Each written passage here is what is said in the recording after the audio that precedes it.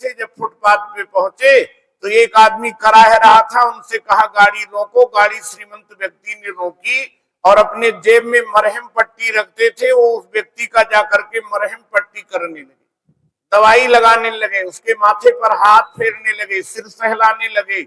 और जब ये कर रहे थे तो उस व्यक्ति ने कहा बाबा ये बाद में करना, पहले मुझे भगवान के दर्शन कराओ, वो ज्यादा महत्वपूर्ण है। तो जानते हो रमण महर्षि ने कहा यही मेरा परमात्मा है, अभागा इंसान ही मेरा परमात्मा है, अभागा मानव ही, भाग्यहीन व्यक्ति ही मेरा भगवान है। और मैं निवेदन कर दूं जिस जो अगर इसमें तुम्हें भगवान दिखाई नहीं देता है तो तुम्हें कहीं भी भगवान मिलने वाले भी। करी पाठ पूजा समाधि लगाई, करी पाठ पूजा समाधि लगाई, नमाजें पढ़ी और ढोलक बजाई। करी पाठ पूजा समाधि लगाई, नमाजें पढ़ी और ढोलक बजाई। गरीबों की तूने मदद कर नहीं की, तेरी बात यक भी खुदा को न भाई, तेरी बात यक भी। और हमारे यहाँ तो हिंदी साहित्य के विचारक ने बहुत बढ़िया बात कही है, आह की आंधी अगर चलने लगी तो क्या करोगे। आह समझते हो ना, आह गरीबों के मुंह से जो सी निकल रही है, आह निकल रही है, वेदना निकल रही है। आह की आंधी अगर चलने लगी तो क्या करोगे, अश्रु यदि अंगार बन गिरने लगे तो क्या करोगे। वो दरे दीवाल महलों और कंगूरों के पहरियों, बोले नींव के पत्थर अगर हिलने लगे तो क्या करोगे। आह की आंधी अगर चलने लगी तो क्या करोगे। एक बड़े विख्यात संत हुए जिनकी वाणी आती है गुरबाणी आदि में, बहुत अच्छे महापुरुष हो गए हैं, फरीद बाबा। फरीद बाबा, फरीद बाबा को जलेबियां बहुत पसंद थी, बड़े खुश होकर के जलेबी खाते थे। बड़े ऊंचे स्थिति के महात्मा हैं, जानबूझ करके विकार को पकड़ा हुआ है। कोई आदमी जब जलेबी का नाम लेता था तो माला रख देते थे और कहते थे कहाँ है, लाओ, कहाँ लाए हो, ऐसे पूछने लगते थे। जलेबी खाने के लिए आतुर हो जाते थे। तो आप जानते हो एक बुढ़िया माता ने बहुत दिन तक एक एक पैसा जोड़ा, एक एक पैसा जोड़ा, और जोड़ने के बाद में उसकी भावना थी जब मेरे बेटे का जन्मदिन आने वाला है और जब मेरे बेटे का जन्मदिन होगा तो बाजार से जलेबी खरीदूंगी और ले जाकर फरीद बाबा को खिलाऊंगी। और जब वो महाराज एक एक पैसा धीरे धीरे करके पैसा जोड़ा और जलेबी लेकर के गई, महाराज बैठे हुए थे, फरीद बाबा को जलेबी दिया। बाबा ने पूछा क्या है माँ। बोले बाबा आज मेरे बेटे का जन्मदिन है इसलिए मैं आपके लिए जलेबियां लाई हूं। और हाथ में लिफाफा बाबा ले लेते हैं और कहने लगे माँ मेरी एक कठिनाई है, आज मेरी मजबूरी है, मैं आप ये जलेबी नहीं खा सकता हूं। क्यों। बोले मेरा रोजा चल रहा है, मेरा व्रत चल रहा है, उपवास चल रहा है, रोजा चल रहा है, और रोजा भी अब 40 दिन पूरे होने जा रहे हैं, इसलिए माँ मैं कुछ नहीं खा सकता हूं। और जब ये कहा तो जानते हो बुढ़िया के आंखों में आंसू आ गए, रोने लगी बुढ़िया माता। और जब बुढ़िया माता रोने लगी तो उसका छोटा सा बच्चा भी, वो भी रोने लगा। बताते हैं फरीद बाबा से नहीं रहा गया, फरीद बाबा ने एक झटके से बुढ़िया के हाथ से जलेबी लिया और खाने लग गए।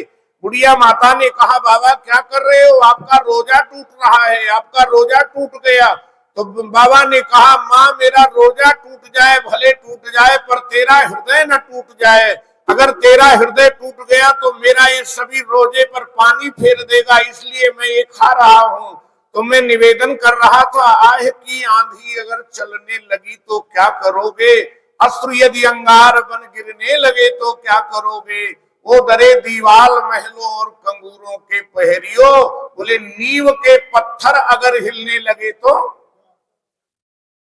दीन दुखियों की सदैव मदद करते आए, भगवान का एक नाम है दीन बंधु। विनय पत्रिका रामायण में गोस्वामी जी कहते हैं जो दीन बंधु हैं उनके पास अपनी दीन दैन्यता हम कहने नहीं जाते। हम लोग तो द्वार द्वार दीनता कही, आदमी से निवेदन करते हैं, आदमी से गिड़गिड़ाते हैं, अपनी दैन्यता कहते हैं।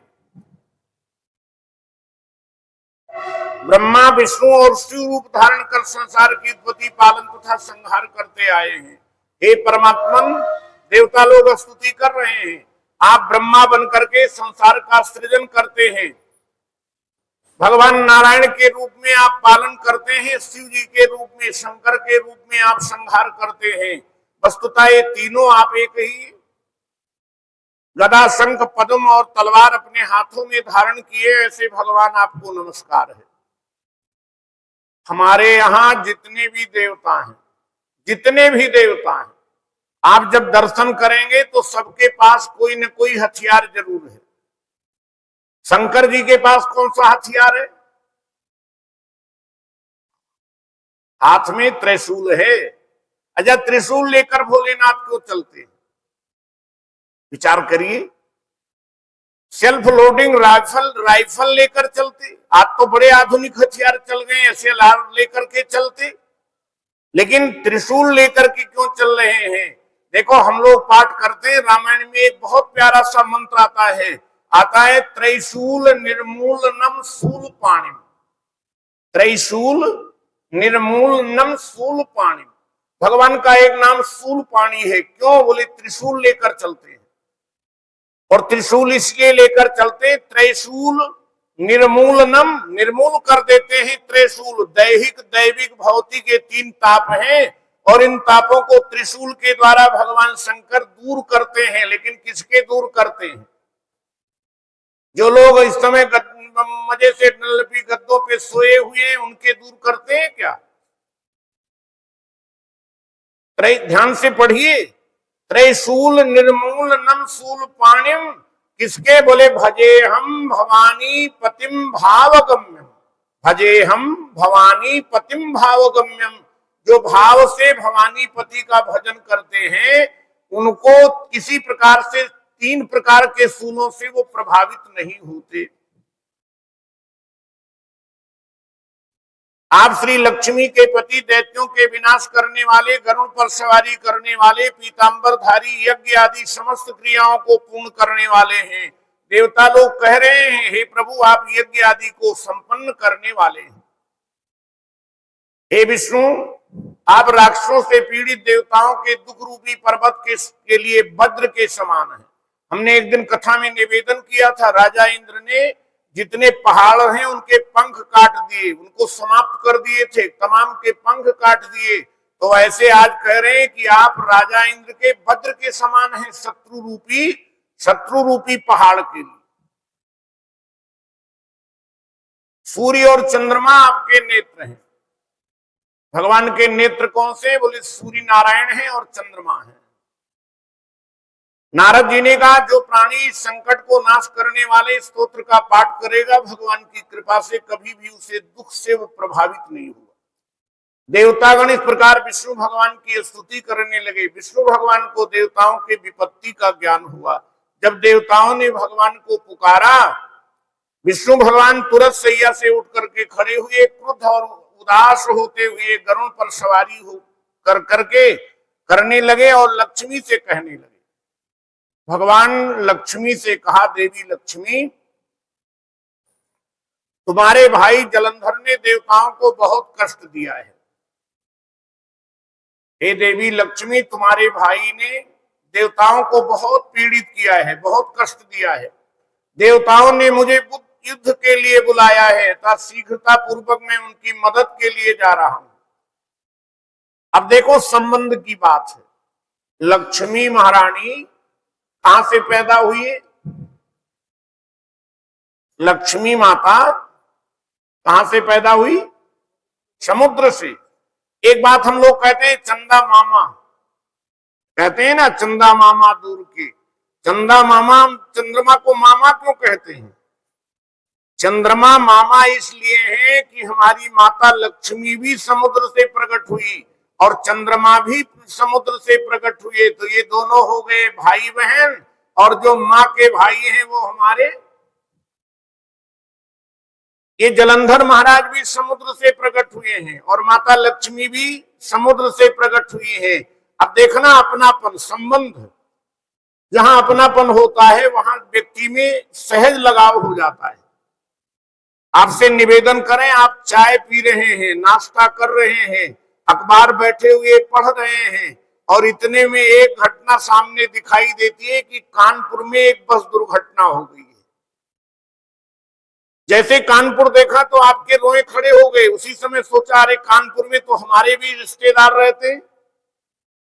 अब थोड़ा और गौर से पढ़ने लगे और ध्यान से पढ़ने लगे, देखें देखें ये कौन सी भौगोलिक, कहां से घटना, कानपुर में किस जगह घटना, लोकेशन देखने लगते हैं तो लोकेशन आता है कि जहां हमारे संबंधी रहते हैं वहीं पे एक घटना घट गई।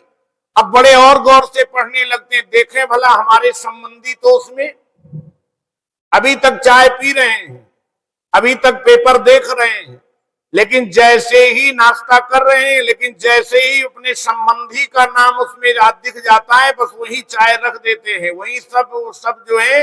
अब तो एकदम से क्या हुआ भाई, अरे बोले क्या बताएं साहब, मेरे संबंध के मेरे जो है वो महाराज उस दुर्घटना में तमाम लोग मारे गए। तब तक हमने वो अपनापन, लेकिन अपनापन देखिए, लक्ष्मी माता ने कहा आप प्रभु मेरे भाई को मत मारिएगा।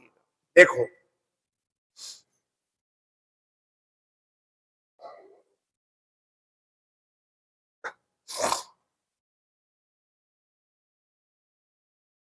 भगवान ने जब राजा बलि को नाप लिया ना, भगवान ने कहा राजा बलि मैं बहुत प्रसन्न हूं, आप हमसे वरदान मांग लीजिए।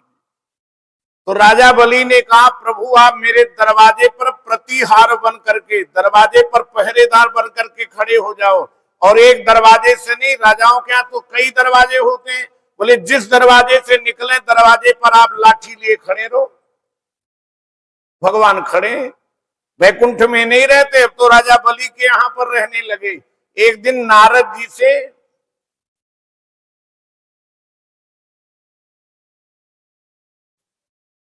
माता लक्ष्मी उदास होकर रोने लगी। नारद जी ने कहा क्या हुआ, आज रोती क्यों हो? लक्ष्मी जी से कहा। लक्ष्मी जी ने कहा मेरे पतिदेव भगवान जो हैं वो राजा बलि के यहाँ पहरेदार बने खड़े हैं और इसलिए मैं उनके लिए रोना आता है। तो नारद जी ने कहा एक उपाय बताता हूँ, क्या करें? बोले आप जो है वो बहन बन जाइए, जाकर के राजा बलि के यहाँ बहन बन जाइए, और जब राजा बलि के हाथ में कलावा बांधोगी तो वो तुझसे कहेगा वरदान मांगो, कुछ जो चाहो मैं तुम्हें दे दूंगा। और जब ये हाथ में बांधना तो उनसे कहना जो लाठी लिए पहरेदार हैं उनको हमें मुक्त कर दो, उन्हीं को हम लेने आएंगे। तभी से मंत्र चल गया। हाथ में जब कलावा कोई आचार्य प्रवर हमारे हाथ में बांधते तो ये मंत्र जरूर पढ़ते हैं, एन बद्धो बलि राजा दानवेंद्रो महाबला तेन पाम प्रतिबंधनामी रक्षमाचल माचला। इसको कभी राजा बलि के हाथ में माता लक्ष्मी ने बांधा था। लक्ष्मी माता ने कहा आप कि मैं सदा सेवा करती हूं, आपकी मैं अर्धांगिनी हूं, आप तो मेरी बात जरूर मानेंगे। अच्छा कोई ऐसा नहीं जो पत्नी की बात ना माने।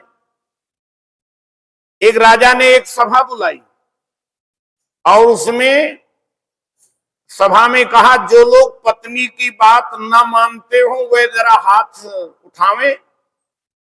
एक आदमी, एक भी व्यक्ति, महाराज साहब के सब लोग, किसी ने हाथ नहीं उठाए, लेकिन एक आदमी ने ऐसे हाथ खड़े कर दिए। तो राजा ने कहा चलो कम से कम इतने बड़े जन समूह में एक आदमी तो ऐसा निकला जो पत्नी भक्त नहीं है। अरे भाई तूने तो हमारी सभा की लाज रख ली, कम से कम एक तू निकल के आया। तो उसने कहा बात यह है, जब मैं घर से चलने लगा था तो मेरी पत्नी ने कहा था जो काम सब लोग करें वो तुम नहीं करना। बात समझ गए ना? राजा ने कहा हे भगवान ये तो सबसे बड़ा पत्नी भक्त है। लक्ष्मी जी ने कहा प्रभु आप मेरे भाई को मत मारना। कैसे मार सकेंगे?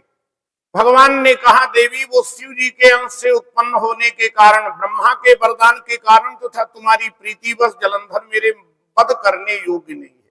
भगवान ने कहा देखो भगवान शिव के अंश से उत्पन्न हुआ है और ब्रह्मा जी ने उसे वरदान दिया है तू जहां से उत्पन्न हुआ है वहीं से मारा जाएगा, इसलिए वो मेरे वध के योग्य नहीं है। नारद जी ने कहा विष्णु भगवान लक्ष्मी जी से ऐसा कह करके गरुड़ पर आसीन होकर के शंख चक्र गदा तलवार धारण किए हुए दैत्यों से युद्ध करने के लिए विष्णु भगवान शीघ्रता से देवतागण जहां स्तुति कर रहे थे पहुंच गए। तदनंतर गरुड़ के पंखों द्वारा प्रताड़ित वायु के वेग से पीड़ित होकर दैत्यगण आकाश से उड़ने लगे। जिस तरह वायु से आहत होकर मेघ आकाश में उड़ते हैं, दैत्याधीश जलंधर राक्षसों को वायु से पीड़ित देखकर क्रोधित होता हुआ उछलकर विष्णु भगवान के समीप में गया। विष्णु तथा जलंधर में घोर युद्ध हुआ। बाण से वर्षा से आकाश मंडल ढक गया।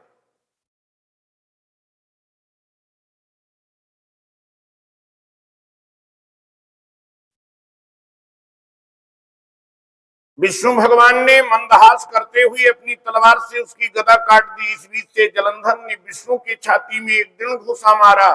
पश्चात महाबली दोनों वीर अपने प्रहार से पृथ्वी को निनादित करते हुए मुष्टि प्रहार और जंघों द्वारा मल्ल युद्ध करने लगे। इस प्रकार सुंदर सा युद्ध होने लगा। प्रतापी विष्णु ने कहा हे दैत्यराज तुम्हारे पराक्रम से मैं बहुत प्रसन्न हूं, तुम अभिष्ट वर मांगो। जलंधर ने कहा हे भावुक यदि आप मेरे ऊपर प्रसन्न हैं तो मुझे वरदान दीजिए कि आज मेरी बहन और समस्त गणों के साथ आप वैकुंठ में न रहकर मेरे यहाँ ही निवास करेंगे। बड़ा सुंदर वरदान मांगा है। जब भी भगवान से वरदान मांगे तो यही वरदान मांगे हे प्रभु मंदिर में तो आप विराजते ही हो, लेकिन आप मेरे घर को ही मंदिर बना लो, मेरे हृदय को मंदिर बना लो। अब भगवान भी दैत्यराज जलंधर के नगर में निवास करने लगे।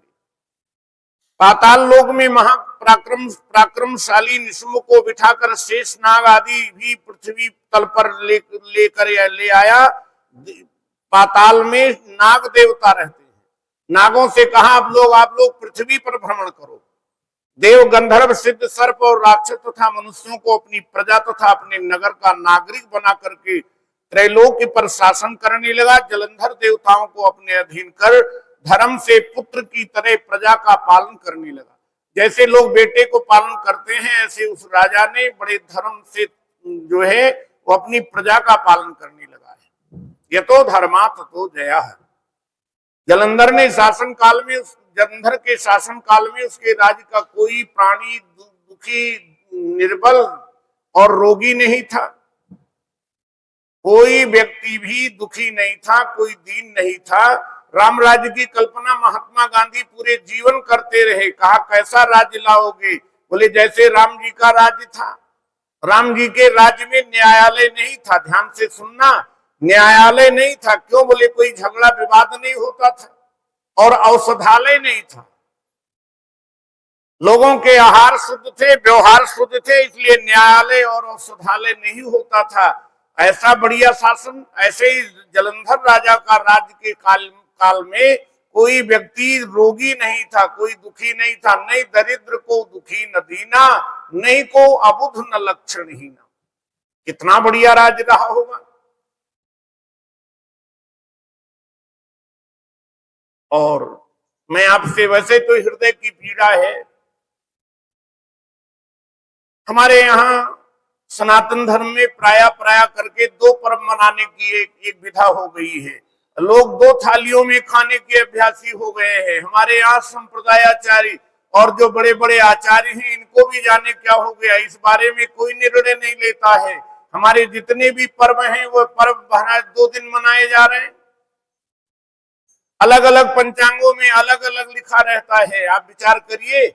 देखो वैसे तो हमारे यहाँ जो पंचांग दिवाकर और कुराली वाला पंचांग है, जब ये निर्णय ये हुआ कि भाई दीपावली किस दिन है, हमने वहां पर देखा कि पंचांग दिवाकर उधर चलता है तो देखें उसमें दिवाली कब की है। तो उन्होंने दीपावली के लिए बिल्कुल उद्घोष किया हुआ था। उसमें लिखा था इस तारीख को आगे को, पर 24 नंबर पृष्ठ पर पूरा एक वेद दीपावली के लिए सुरक्षित करके उसने लिखा है और कहा कि 21 तारीख को ही मनाया जाए। लेकिन लोगों ने इस पर शोधन किया। लोगों ने विचार किया कि अमावस्या में भले प्रदोष काल उस दिन रहे, लेकिन रात्रि अमावस्या मिलेगी नहीं। इसलिए विद्वानों ने निर्णय कर लिया कि नहीं, अमावस्या की रात्रि में 20 तारीख को ही दीपावली। और आपके नगर में भी ये सुव्यवस्था बनी है। काफी लोगों ने हमसे कहा हम तो 20 को मना रहे हैं। और हम तो महाराज, जिसमें हम तो इतने बड़े प्रसिद्ध स्थान पे साबाद मारकंडा के बैठे हुए हैं।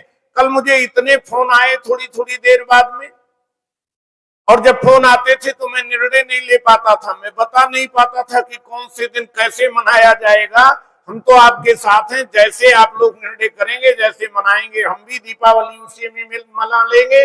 वैसे भी हमारे यहाँ छोटी दिवाली और बड़ी दिवाली, ये 2 दिन की, इस और दोनों दिन मना लेंगे। ठीक कह रहे हैं हमारे भामाशाह जी, हम दोनों दिन सदा दिवाली साधु की। एक विचारक ने लिखा, जो तेरी रजा में राजी है उनकी हर बात निराली है, हर रोज दशहरा है उनका, उनकी हर रात दिवाली है, उनकी हर रात। वैसे तो एक निर्णय होना चाहिए, एक हमारे यहाँ एक हास्यास्पद बन जाता है। और आज श्री हनुमान जी महाराज का पावन प्रागट्य महामहोत्सव है। हनुमान जी की जयंतियां साल में 2 बार मनाई जाती है, चैत्र की पूर्णिमा को भी मनाई जाती है। ये तो बड़े प्रबल देवता हैं हनुमान जी महाराज। और मैं अक्सर कहता हूं, हनुमान जी की जो सेवा करते हैं, जो पूजा करते हैं, उनको क्या मिलता है? बोले उनके ऊपर 5 देवता कृपा करते हैं। कितने? सेवा एक की करें और आशीर्वाद 5 का मिले। तापर सानुकूल गिरजा हर लखन राम अरु जानकी, जाके गति है हनुमान की। जो हनुमान जी महाराज की, और तुलसीदास जी ने बड़े डंके के पर ऊपर एक बात कह देते हैं, सुनो। कहते हैं कि ताकि पैज पूज आई ये रेखा पुलिस पसान की, पत्थर की लकीर है। जो लोग हनुमान जी की पूजा करते हैं उनका कभी अनिष्ट नहीं होता, कभी विपत्तियां उनको प्रभावित नहीं करती हैं। और एक बात बस कहते हुए वाणी को विश्राम देंगे। देखो हमारे यहाँ कुछ देवता हैं, वो आज भी संसार में हैं, जिनके चरणों में बैठ के आप धर्म लाभ ले रहे हैं। मार्कंडे जी ये चिरंजीवी देवता है, परशुराम जी चिरंजीवी देवता है, अश्वत्थामा चिरंजीवी देवता है, हनुमान जी चिरंजीवी देवता है, विभीषण जी महाराज। हम लोग जब किसी को आशीर्वाद देते हैं तो कहते हैं अश्वत्थामा बलिर्व्यासो हनुमानस्य विभीषणा मार्कंडे द्विजो रामः कुर्वन्ति त्वाम चिरायसम। आज हनुमान जी महाराज की जयंती है और हनुमान जी का जन्म महामहोत्सव पर आप लोगों को बारंबार बधाई देता हुआ और बड़ी प्रसन्नता रहती है। भाई मुकेश जी अग्रवाल जी बैठे हुए हैं। हमें स्मृति आ रही बहुत समय से, जब भी हनुमान जयंती कार्तिक वाली आती है, पर्व आता है, तो प्रसाद का भी व्यवस्था आप अग्रवाल जी के तरफ होती है। अग्रवाल जी दोनों पति पत्नी एक नित्य बाबा के चरणों में आकर हाजिरी देते हैं, परिक्रमा करते हैं, और बराबर नित्य हाजिरी देने वाले भाई अग्रवाल जी, आज के प्रसाद की व्यवस्था उनके द्वारा आई है। मैं श्री मुकेश जी अग्रवाल जी व श्री समन अग्रवाल जी, भाई मुकेश अग्रवाल जी बैठे हुए हैं, मैं उनसे ये कहूंगा कि आप आकर के बाबा का प्रसाद ग्रहण कर लें। और करावड़ी से आए हुए बेटा 1 मिनट रुक जाओ अभी, श्याम सुंदर 1 मिनट रुक जाओ अभी। हमारे तरावड़ी से आए हुए भाई मास्टर जी, वह भी कृपया आगे आ जाएंगे। मैं अपने सभा के उप प्रधान सम्माननीय भामाशाह जी से कहेंगे, बाबा जी का एक चित्रपट दे करके मास्टर जी का सादर अभिवादन अभिनंदन करेंगे हमारे भाई मास्टर जी एवं श्री समन अग्रवाल जी। मैं ऋषि मार्कंडे जी महाराज, आज की प्रसादीय सेवा देने वाले भाई अग्रवाल जी के खजाने भरे, उनकी श्रद्धा भक्ति उत्तर बढ़ावे, ऐसा बाबा जी के चरणों में मंगल कामना है। आप आ जाइए, आगे आ जाओ अग्रवाल साहब। स्त्री पद्म पुराणे भाषा टीका सहिते कार्तिक महात्म्ये श्री कृष्ण सत्या संवादे नारद आगमन नाम 11 अध्याय। ये पढ़ा दो।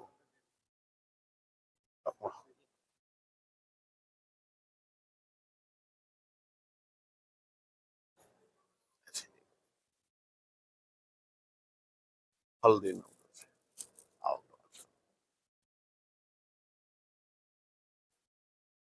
एक चित्रपट और मंगा लो, बोल भी दिया हूं, अभी बोलता हूं। हाँ, एक सूचना भी बड़े ध्यान से सुन लें, ये अच्छा हुआ याद दिला दिया, मैं भूलता बहुत हूं। ये इनको दो। कार्तिक के महीने में गंगा जी का स्नान, दे दो, आप दे दो, अरे दे दो भैया। गंगा जी का स्नान बहुत, वैसे गंगा जी तो हमेशा बहुत महत्वपूर्ण स्नान है माना गया है, लेकिन कार्तिक में इस पावन पर्व में गंगा जी का स्नान बहुत महत्वपूर्ण है। और आप जानते हैं श्री बैकुंठपुरी हनुमान मंदिर से एक बस यात्रा होगी हरिद्वार के लिए, 26 अक्टूबर को जो है वो प्रस्थान करेगी यहां से बस। कथा के बाद में 6:30 बजे जब मंदिर में कथा समाप्त होगी, उसके बाद में बस प्रस्थान करेगी। किराया मात्र 800 रुपए है।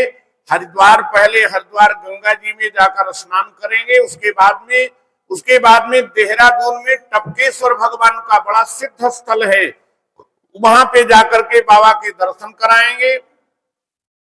और जाने वाले यात्री जो है वो संपर्क करने शीघ्रतापूर्वक मैं उनकी मदद के लिए जा रहा हूं। सुधीर जी सूद जी से एवं श्री अशोक कुमार जी भाटिया जी से संपर्क करके आप लोग निश्चित रूप से ऐसा संयोग, देखो अकेले जाने का तो अलग बात है, लेकिन ग्रुप में जाने का अपना ही आनंद होता है। इसलिए और ये सभा की व्यवस्था की है, आप लोग जरूर गंगा जी के पावन स्नान और की व्यवस्था से जुड़े, ऐसी आप सबसे हृदय से कामनाएं। और दूसरी सूचना यह है कि आज हनुमान जी महाराज की पावन प्राकट्य महामहोत्सव महावीर मंदिर हनुमान मंदिर सब्जी मंडी में बड़े हर्षोल्लास के साथ मनाया जा रहा है। वहाँ पहले सवेरे प्रातः यज्ञ होगा, उसके बाद में दर्शन के लिए हनुमान जी के पावन यशोगान से वाणी को पवित्र करने का मुझे भी अवसर मिलेगा। ये कार्यक्रम 11 बजे तक मनोरथ रूप में 10:30-11 बजे तक चलेगा। आप हनुमान जी के आप दर्शन करें और वहां पहुंच करके धर्म लाभ लें। धन्यवाद।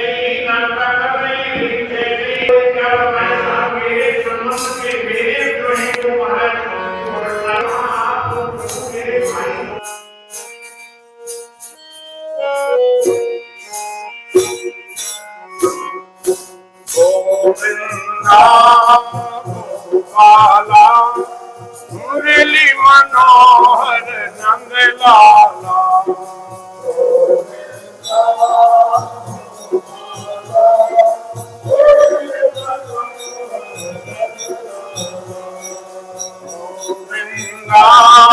गोपाला मुरली मनोहर नंदलाला,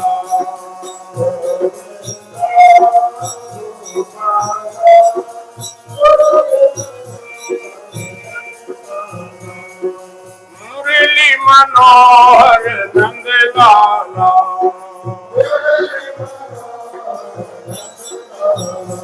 मेरे नंदलाला मेरे गोपाला,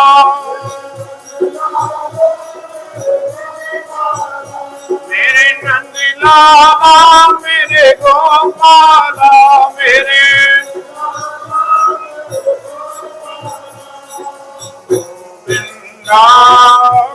गोपाला मुरली मनोहर नंदलाला,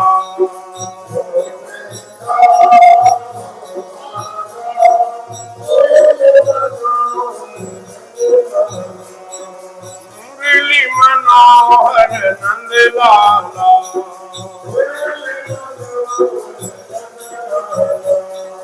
भांग धतूरा काहिरा उतर जाए प्रभात, नाम खुमारी नानका चढ़ी रहे दिन रात।